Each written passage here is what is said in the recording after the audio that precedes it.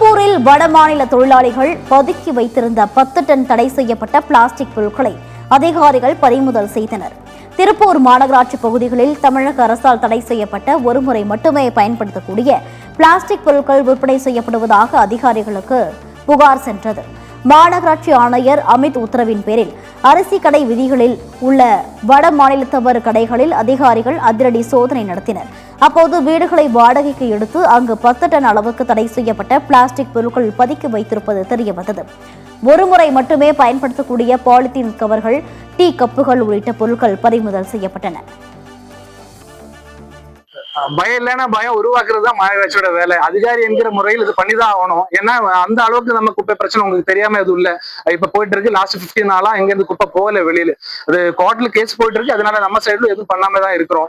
But ஆனா ஒரு வாட்டி இந்த மாதிரி ஏதாவது பண்றாங்க, நம்ம கண்ட்ரோல் பண்ணாத அளவுக்கு இந்த மாதிரி நான்சென்ஸ் பண்றாங்கன்னா கண்டிப்பா நம்ம சைடுல இருந்து கடும் முயற்சி பண்றோம் ஆல்ரெடி.